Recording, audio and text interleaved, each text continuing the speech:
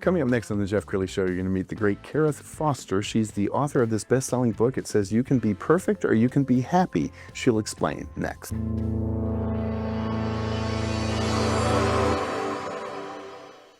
Many are predicting that the worst is yet to come, which is unfortunate, said one person here. Until now, they've enjoyed the reputation of being the nation's icebox. Watched a burglar in his home this morning by webcam. As a journalist of over 25 years, stories are what make my world turn. Reporting live from the Dallas newsroom tonight, Jeff Crilley, Fox 4 News. But in 2008, I took the jump from my familiar life and started a PR firm from my home. We're talking about anyone with a camcorder like the one I'm using becomes a television network. We started slowly growing the company, and we now have over 100 clients, and we've branched into the world of live digital broadcasting. I now own 8 different TV studios and have a huge team, and the stories that I now get to share are sometimes the most important of my life. Life has a funny way of coming around full circle. This is the Jeff Crilley Show. Well, I think I just met my sister from another mister.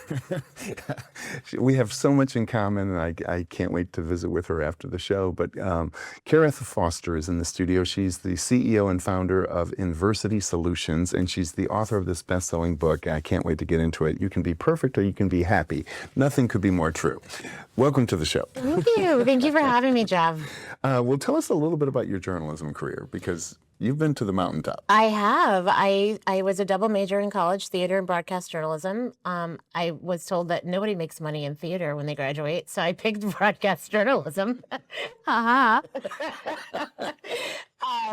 I worked at a small ABC affiliate, and then after graduation, I moved to New York City to work for what was to become The View. Which is incredible. Yes. I mean, how many people go from college to The View? It was a tremendous learning experience. Definitely trial by fire. It was a brand new startup show. I was one of 2 PAs to begin with. We had about 10 producers over us, so we did everything. It wasn't getting coffee and making copies. Right. It was logging. It was helping book. And eventually I did get to produce. And I was as an audience coordinator for a little while, but I learned everything from script writing to, again, booking guests, the ins and outs of TV, working with the prop people. Yes. And then, of course, dealing with celebrities and personalities, Yes. some of which were lovely, some of which were challenging. But it was a great experience, and I definitely felt bit by the bug. Like, I knew I'd wanted to go into media since I was 3 years old, actually. Yes. I remember watching Sesame Street and seeing Grover interview a kid in front of a brick wall. And I'm like, that's going to be me one day. And I didn't know if I was going to be the kid on the brick wall or Grover. But I did both because I ended up doing stand-up, too, in front of brick walls. I love it. And so, I mean, you have such an amazing journey. Share a little bit about the comic background. Sure. So while I was at The View, and people were always like, well, what was it like? And I say, well, it was like that line in Devil Wears Prada, 1 million girls would kill for this job. Why are you miserable? And it wasn't that I was miserable. It was that I missed having a creative outlet. So while I was at The View, there are no accidents, right? We shared studio space with the soap opera All My Children, R.I.P. And there was a young woman who said, can you watch me do a set? And I'm like, a what? And I tell anybody, if anybody asks you to watch them do anything in a New York City bathroom, you run. But she proceeded to do like 6-7 minutes of stand-up comedy. I was like, how did you learn to do that? Wow. And she said, actually, I took a class. I'm like, you can do that? So I was able to actually take her spot, and I treated myself for my birthday to a stand-up comedy class. Wow. And that was 28 years ago. Oh, my goodness. And again, getting bit by the bug. I mean, when you fall in love with something and it feels right, you just know. Yes. Right? And you've now kind of married that with your speaking career, and I think that has served you well. We're going to pull up her website, and I want you to tell us about INVERSITY, because you actually trademarked that. I did. It's not a real word. It is now. Yes. But it wasn't a real word. I wanted something initially that was going to be the positive antithesis of diversity. Not that diversity is bad, but it got hijacked. And the word diversity starts with the 3 letters DIV, right? And what are the words start with that? Divide, divorce, division. And yet we were expecting diversity to bring the country together, to bring people together. So my idea behind INVERSITY was, let's take all the good things about honoring who we are, our background, our heritage, diversity of thought and ideas, and merge it with let's stop focusing on what separates and divides us. What is it we have in common? How can we be truly inclusive of one another? But most importantly and powerfully, how can we be introspective? Meaning understanding your value and worth so that you can see it in someone else. And I think a lot of where my work is shifting to within Inversity is connection and belonging, but really belonging to oneself. Because we say, all these companies want to create these spaces of belonging. Well, that's great, Yes. but it's really a two-way street. It's not just an environment you can create. It has to be something that people are wanting and willing to do. But first and foremost, you have to belong to yourself. And she's an amazing speaker and coach. We found your sizzle reel from YouTube. Let's go ahead and roll that. We live in a very diverse world and society, but the word diversity has become very polarizing. It's become something where, people almost have this tunnel vision, like it's just black and white. And it's so much more than that. Right, because black people aren't black, we're brown, right? And white people aren't white. Well, maybe in Connecticut. But y'all are peach.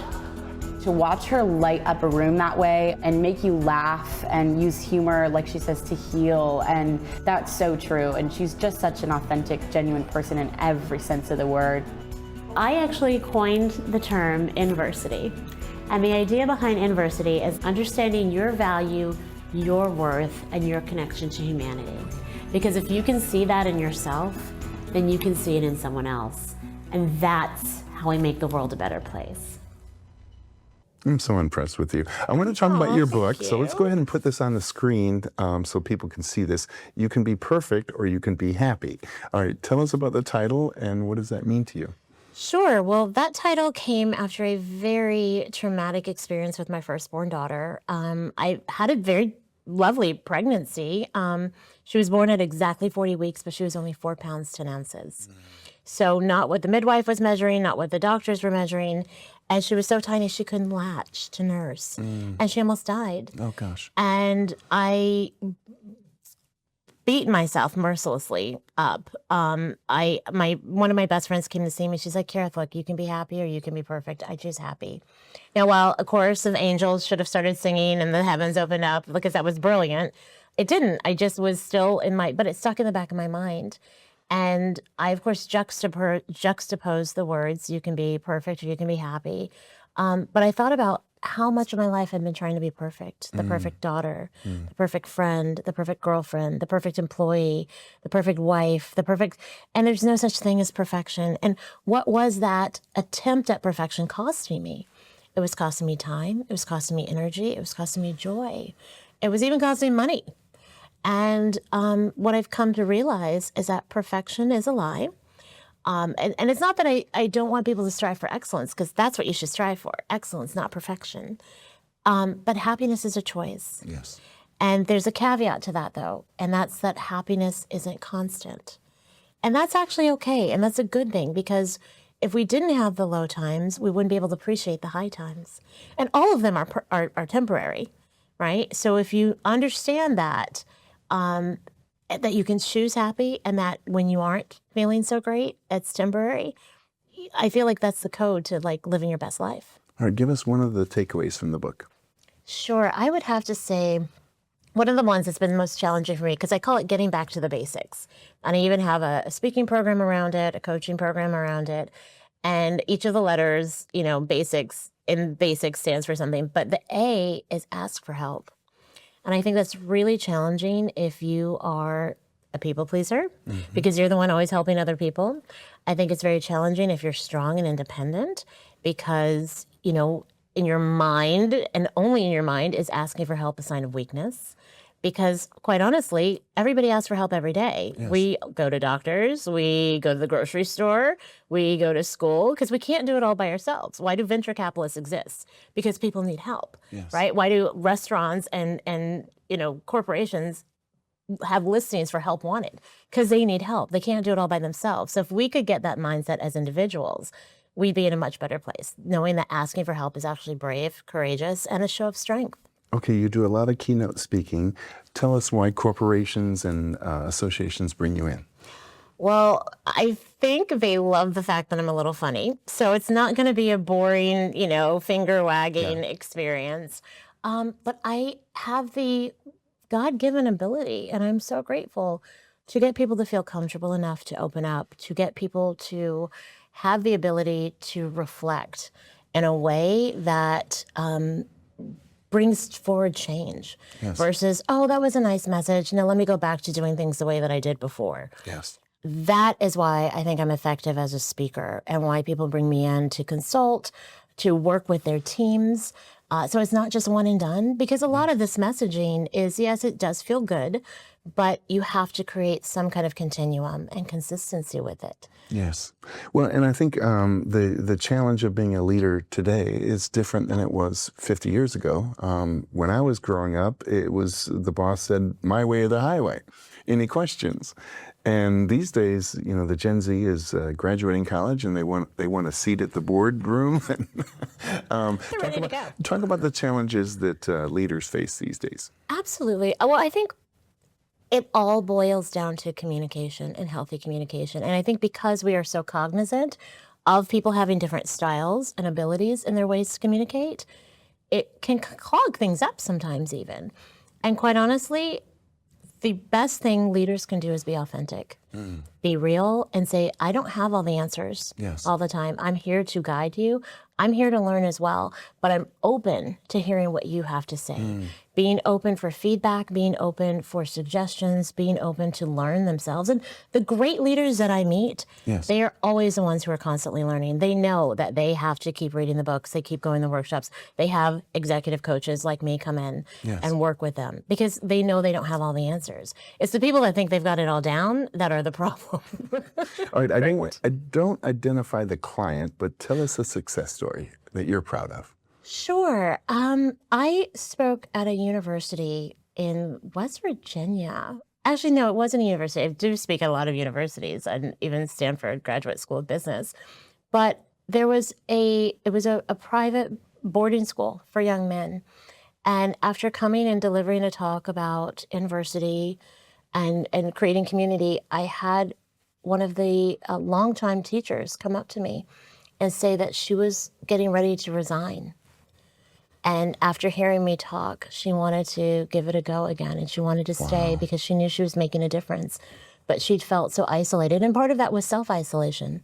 And she realized that she was part of something great, and she wanted to continue. So in that respect, for me, that was a huge win, not just because I heard someone give me accolades about a program that touched them in the right way, but it saved the school. I mean, the search firm, fees, having to replace this person who was so valuable. It's things like that that let me know that I'm on the right track. So beautiful. I know it's very expensive to replace employees. So I think I've heard surveys that say it's anywhere between half a year's salary to a year and a half salary to recruit, train, and then right when they're really, in their zone, they quit. So, and most people quit bosses, not jobs. That's it. So what are some secrets to great leadership in your mind? Again, I think being a great leader entails being able to listen, not just hear. Because you can hear what somebody says and, okay, you make a note of it. But if you investigate fully, and listening incorporates more than just hearing the words. It's seeing someone's face, how they're responding, their actions, is what you're saying really influencing and creating a space where people want to be there. And I think a lot of the work that I do, and it's kind of a term I coined, is I want to raise people's EQs without insulting their IQs. And that's really what so much of this is about, emotional intelligence, which not everybody has naturally, but it can be learned. It can be something that people can nurture. Yes. All right. We have a couple minutes left. So look into the camera on the left and talk to the person or organization that might need to bring you in. Absolutely. So as someone who is all about communication and connection and collaboration, I think that one of the best ways that I can certainly help you is by coming in, making an assessment of where you are in your organization, where your people are, getting feedback. Because sometimes it takes that outside person coming in that people feel a little more comfortable talking to, and then they feel safe enough to share. Because a lot of times what I find is employees, they don't want to rock the boat. They don't want to upset the apple cart because they do like their employers. They do like where they work, but they don't want to be a problem. And so that is often how things can kind of go out of alignment because everybody's really trying to do their best, but they're not being authentic. They're not being honest. They're not sharing what really the issues are. And so if you can have someone come in and help discern, create discernment, that is one of the best things I think you could do for yourself, your employees, and your organization. All right, that's a mic drop moment. Thank you so much for sharing your heart and your wisdom. We're going to end with her website, which is INVERSITYSolutions.com. The great Karith Foster. Thanks for coming on the show. Thanks, Yeah, that's it for now. We'll see you next time.